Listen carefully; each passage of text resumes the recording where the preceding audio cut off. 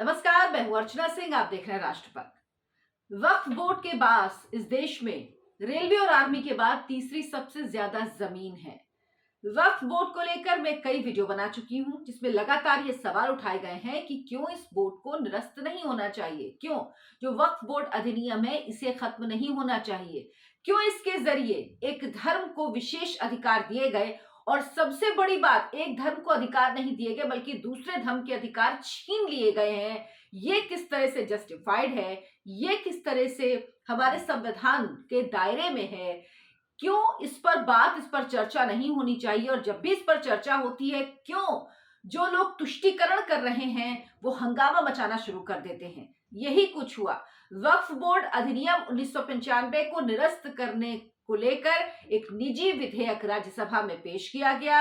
हरनाथ सिंह यादव जो बीजेपी के सांसद हैं, उन्होंने ये विधेयक राज्यसभा में पेश किया। जब वो ये विधेयक लेकर आए तो इसको लेकर हंगामा मच गया। जो विपक्षी पार्टियां हैं उन्होंने हंगामा मचाना शुरू कर दिया। उनके अनुसार इस विधेयक को पेश किया ही नहीं जाना चाहिए।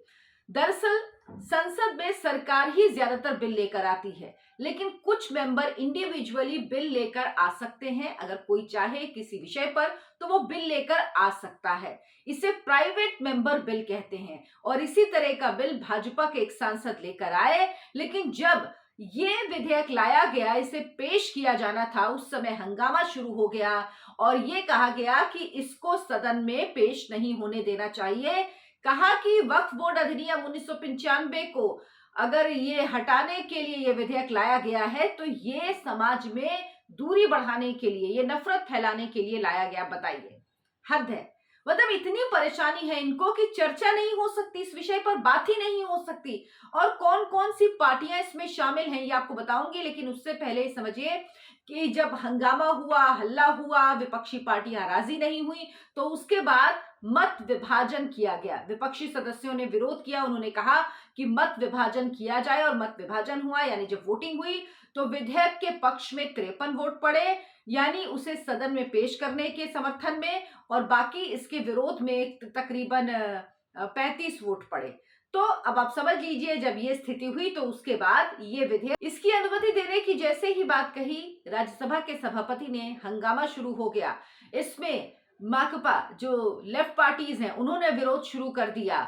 उन्होंने कहा कि ये आस्था से जुड़ा मुद्दा है, इस संवेदनशील मुद्दे को छूना ही नहीं चाहिए। मतलब हद है, इसको छूना ही नहीं चाहिए, इतना संवेदनशील है। बाकी किसी का कोई मुद्दा संवेदनशील नहीं है। कांग्रेस ने इसका विरोध किया। कांग्रेस ने कहा कि इसको पेश नहीं किया जाना चाहिए। लेफ्ट पार्टीज की तरफ से कहा गया कि ये वक्फ को लेकर एक स्थापित परंपरा है जिससे अन्य समुदायों का कोई सरोकार नहीं। ये निजी विधेयक है, इस स्थापित परंपरा को जानबूझकर छेड़ने का प्रयास हो रहा है।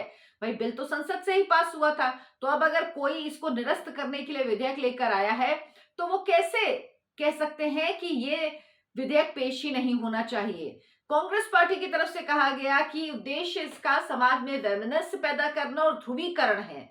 इसके अलावा विरोध, मतलब इसमें एनसीपी के सांसद ने भी विरोध किया, डीएमके के सांसद ने भी विरोध किया, सबने इसमें विरोध किया। इसमें समाजवादी पार्टी के सांसद ने भी विरोध किया। ये नाम आप सुनेंगे तो आप समझ जाएंगे कि कौन लोग हैं, कौन इसका विरोध कर रहे हैं, उनके विरोध का मकसद क्या है। उन्होंने कहा कि कांग्रेस ने कहा कि अल्पसंख्यकों की भावनाएं आहत करने की कोशिश नहीं की जानी चाहिए। मतलब गजब है, जब ये एक तरफा बिल पास कर दिया गया तब अल्पसंख्यकों की भावनाएं आहत नहीं हुई थी। तब बहुसंख्यकों के बारे में किसी ने नहीं सोचा कि उनकी भावनाएं आहत हो रही हैं। एनसीपी ने कहा कि अल्पसंख्यकों के मन में इस विधेयक से असुरक्षा की भावना बढ़ेगी। मतलब इसे, लेकिन उसके बाद मत विभाजन हुआ और 53 मत जो हैं वो पक्ष में पड़े, यानी बिल संसद सदन में पेश होना चाहिए, टेबल होना चाहिए, और 32 विरोध में पड़े। यानी ये बिल अब राज्यसभा में आ गया है और ये रहेगा, क्योंकि जो बिल राज्यसभा में आता है, राज्यसभा का सत्रावसान नहीं होता है, इसीलिए राज्यसभा में जो बिल है वो रहता है। लोकसभा में जब उसका सेशन खत्म होता है उसके साथ ही वो बिल भी लैप्स कर जाता है, लेकिन राज्यसभा के साथ ऐसा नहीं होता। राज्यसभा में जो बिल आता है वो बिल रहेगा। इस पर चर्चा आगे हो सकती है, अगर इस सेशन में जो चल रहा है इसमें नहीं भी हुई तो, अगर इस विंटर सेशन में नहीं हुई तो आगे इस पर चर्चा हो सकती है।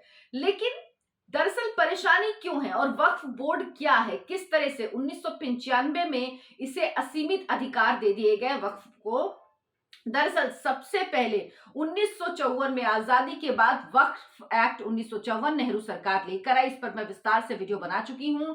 इसके जरिए असीमित अधिकार दिए गए। इसके जरिए जो जमीन थी, जो बंटवारे के बाद जो जमीन थी, जो मुस्लिमों की जमीन यहां रह गई थी, उस पर जो हिंदू वहां से आए थे वो नहीं रह सकते थे, जबकि होना यही चाहिए कि उस जमीन पर, उन चीजों पर जो पाकिस्तान से हिंदू आए उनको मिलनी चाहिए, उनके लिए रहने का इंतजाम होना चाहिए। लेकिन ऐसा कुछ नहीं किया गया। उस संपत्ति को ये एक्ट बनाकर उसके हवाले कर दिया गया ताकि कोई उस संपत्ति पर कब्जा ना कर पाए। जबकि जो पाकिस्तान में हिंदुओं की संपत्ति थी उसमें क्या हुआ, वहां तो स्थिति ये थी कि अगर किसी हिंदू का घर है और उसको अपने घर में, जो यहां से लोग भारत से मुसलमान गए थे, उसे अपने घर में उन मुसलमानों को पनाह देनी पड़ेगी, एक कमरा देना पड़ेगा उनको रहने के लिए, चाहे वो चाहें या ना चाहें। लेकिन यहाँ पर जो उनकी खाली संपत्ति थी उसको भी नेहरू जी ने सिक्योर कर दिया, सेफ कर दिया वक्फ एक्ट बनाकर 1954 में, ताकि उस पर किसी तरह से कोई कब्जा ना कर पाए और वो संपत्तियां उनकी सुरक्षित रहें। चलिए, यहां तक भी बात ठीक थी। लेकिन साल 1995 में इस एक्ट में संशोधन हुआ।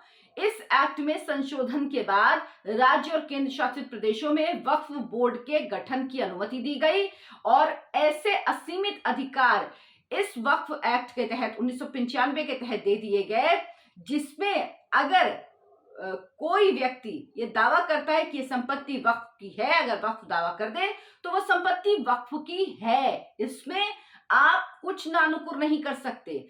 आपको साबित करना होगा कि संपत्ति वक्फ भी नहीं, और उसके लिए आपको कहां जाना होगा? कोर्ट नहीं जाना होगा, वक्फ के ट्राइब्यूनल में ही जाना होगा। यानी इस मामले की सुनवाई कहां होगी? वक्फ के ट्राइब्यूनल में ही होगी, जहां पर उन्हीं के लोग बैठे हैं। यानी अगर आपकी ये जमीन है, ये संपत्ति है और इस पर वक्फ कोई कहता है कि ये वक्फ कर दी गई है, वक्फ यानी दान करना, अल्लाह के नाम पर दे देना। उसके बाद अगर आप कहेंगे कि नहीं ये मेरी है, तो वक्फ का ही बंदा आएगा सर्वे करने, जो सर्वेयर होगा वो सर्वे करेगा। बताइए, मैं ही चोर हूं और मुझी को कह दिया जाए कि इसकी मैं जज बन जाऊं, तो क्या होगा? आप तो कहेंगे वक्फ के, और उसके बाद अगर आपको फिर भी ऐतराज है तो आप वक्फ के ही ट्राइब्यूनल में जाएंगे। अभी कुछ समय पहले, कुछ सालों पहले सुप्रीम कोर्ट ने इस बात को खारिज किया। हाई कोर्ट ने मेरे ख्याल में मुंबई हाई कोर्ट ने इस मामले को खारिज किया था। मुझे इस वक्त वो केस ठीक से याद नहीं आ रहा, उस पर भी मैं वीडियो बना चुकी हूँ, जिसमें साफ किया गया कि ऐसा नहीं है कि ये सिर्फ ट्राइब्यूनल में ही सुनवाई होगी। इसकी सुनवाई नियमित तौर पर कोर्ट में हो सकती है। ये कुछ साल पहले हुआ, इसके पहले तक ये भी नहीं होता था। अब जो वक्फ बोर्ड होता है उसमें सारे मुस्लिम होते हैं। उसमें मुस्लिम विधायक होगा, मुस्लिम एमपी होगा, मुस्लिम वकील होगा, मुस्लिम आईएएस होगा, मुस्लिम स्कॉलर होगा, टाउन प्लानर होगा। इसके अलावा लोकल लेवल पर मुतवल्ली होगा, जो उस पूरी प्रॉपर्टी की देखभाल करता है। जो इतने अधिकारी होते हैं A to Z, वो सभी मुस्लिम होते हैं। अब वक्फ बोर्ड के पास रेल और सेना के बाद देश का तीसरा सबसे बड़ा जमींदार बनता जा रहा है। वक्फ बोर्ड के पास पूरे देश में 8,65,646 संपत्तियां रजिस्टर्ड है। 80,000 से ज्यादा सिर्फ वेस्ट बंगाल में है। पंजाब वक्फ बोर्ड के पास 70,994 है। तमिलनाडु में 65,945 है। कर्नाटक में 61,195। अभी कुछ समय पहले आपको याद होगा, तमिलनाडु का एक गांव है जिसमें पूरा गांव ही ये कहा गया था कि ये वक्फ है, ये वक्फ की संपत्ति है, ये कहा गया था। उसके बाद इस पे बड़ा बवाल हुआ था। इसके बाद लोगों ने पूछा कि भाई वो पूरा हिंदुओं का गांव है, वहां पर हिंदू रहते हैं, वहां पर 1300 साल पुराना मंदिर है, लेकिन उसके बाद कह दिया गया कि नहीं, ये पूरा गांव वक्फ को दे दिया गया है और वक्फ के बोर्ड के अधीन ये पूरा गांव आता है। सबसे बड़ी बात ये है कि वक्फ का नाम भारतीय संविधान में है ही नहीं। फिर सरकार ने वक्फ एक्ट किस तरह से बना दिया? ये एक्ट सिर्फ और सिर्फ एक वर्ग विशेष के लिए बनाया गया। संविधान में कोई शब्द नहीं है। इसमें मुस्लिम विधायक, एमपी, वकील जितने होते हैं सब मुस्लिम होते हैं, लेकिन इसका जो पूरा खर्चा होता है, जो पूरी सैलरी दी जाती है वक्फ बोर्ड के लोगों को, वो जनता के टैक्स के पैसे से दी जाती है।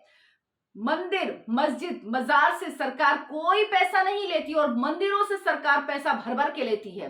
मंदिरों का पैसे पर सरकार का कब्जा होता है, लेकिन इन मंदिर, मस्जिद, मजारों से कोई पैसा नहीं लेती, लेकिन वक्फ और उसके सदस्यों को वेतन सरकार देती है, उन पर पैसा सरकार खर्च करती है। ये कहाँ का न्याय है? लेकिन इस देश में ये सब कुछ चल रहा है और इतने सालों से चल रहा है और हम सब इसको बर्दाश्त कर रहे हैं। इसीलिए अगर ये बिल आया है तो ये समझिए ये शुरुआत है। राज्यसभा में ये बिल आया है और जब तक इस बात की चर्चा नहीं होगी, हम और आप चर्चा नहीं करेंगे, तब तक इस पर सरकार भी काम नहीं करेगी। 1995 वक्फ बोर्ड के जरिए, इस एक्ट के जरिए वक्फ बोर्ड को असीमित शक्तियां दे दी गई।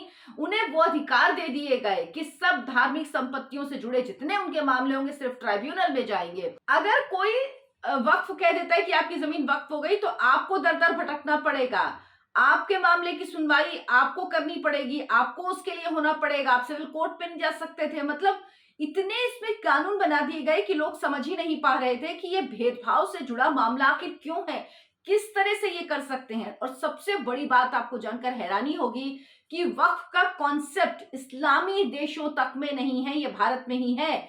चाहे टर्की हो, सीरिया हो, लीबिया हो, इराक हो, मुस्लिम कंट्रीज में नहीं है, लेकिन भारत में, इस देश में मुस्लिम तुष्टीकरण के हालात ऐसे, कांग्रेस सरकार इतना ग्रस्त थी मुस्लिम तुष्टीकरण करने के इस वायरस से कि इसके चलते इस देश में सबसे बड़ा जमींदार इस वक्फ बोर्ड को बना दिया गया और इनके पास इस वक्त अकूत संपत्ति है जिसको ये किन कामों के लिए इस्तेमाल करते हैं।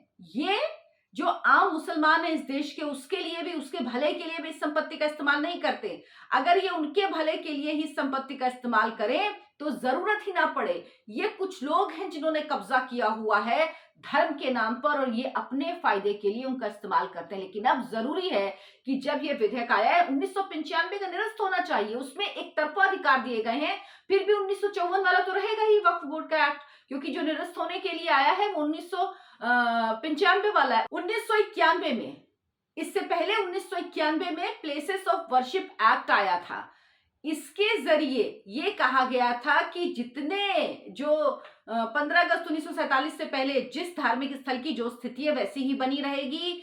सिर्फ राम मंदिर को उससे अलग रखा गया था क्योंकि उस मामले की सुनवाई कोर्ट में चल रही थी। वजह ये नहीं थी क्योंकि बाकी मामलों में ये भी कहा गया था कि जिन मामलों की सुनवाई कोर्ट में चल रही है वो भी खत्म हो जाएगी, वो भी नहीं होगी।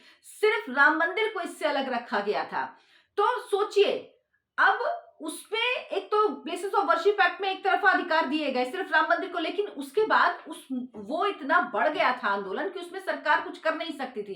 कांग्रेस मजबूर थी क्योंकि वो जानती थी अगर वो राम मंदिर को इस मामले में ले आएगी तो फिर वो देश में संभाल नहीं पाएगी जो हालात होंगे। इसी डर की वजह से उसको शामिल नहीं किया गया और उसको कॉम्पनसेट करने के लिए 1995 में ये वक्फ एक्ट बनाया गया जिसके जरिए मुस्लिमों को असीमित अधिकार दे दिए गए संपत्तियों में। वो किसी भी संपत्ति में क्लेम कर दे, मेरी आपकी, और कह दें ये उनकी है, तो मान लेना पड़ेगा ये संपत्ति उनकी है, वो संपत्ति उनकी हो जाएगी। आप दर दर भटकिए, आप साबित करते रहिए, उनके ट्राइब्यूनल में जाइए, उनका ही सर्वेयर आएगा, सब कुछ। यानी जो चोर है वही मुंसिफ है। इस तरह का कानून इस देश में अभी भी चल रहा है। लेकिन अब मोदी सरकार जो बड़े बड़े कदम उठाती है, अगर इस वक्फ एक्ट को मोदी सरकार में रद्द नहीं किया गया तो ये समझ लीजिए आने वाले समय में इसका रद्द होना बहुत मुश्किल है। इसीलिए अब जब ये प्राइवेट मेंबर बिल के तौर पर ही आया है तब भी इस पर हम सबको चर्चा करनी चाहिए, बात करनी चाहिए और बात सरकार तक पहुंचानी चाहिए ताकि इस एक्ट को रद्द किया जा सके, इस दिशा में बात हो सके। क्योंकि बाकी जो तुष्टीकरण, कांग्रेस, जो लेफ्ट पार्टियां हैं, आरजेडी है, समाजवादी पार्टी है, एनसीपी है, IUML, ये सब कभी नहीं चाहेंगे ऐसा हो क्योंकि इनकी राजनीति ही तुष्टीकरण पर आधारित है। लेकिन हमारा संविधान सबकी समानता की बात कहता है, तुष्टीकरण की बात नहीं कहता। इसीलिए जो भी कानून किसी को भी तुष्टीकरण करता हो वो कानून रद्द होना चाहिए। एक तरफा अधिकार आप किसी को नहीं दे सकते। सिर्फ ये नहीं बल्कि प्लेसेस ऑफ वर्शिप एक्ट 1991 भी रद्द होना चाहिए। ये बहुत जरूरी है कि हम और आप इस पर चर्चा करते रहें। मेरे इस वीडियो को लाइक करें, शेयर करें और चैनल को सब्सक्राइब जरूर कर लें। नमस्कार।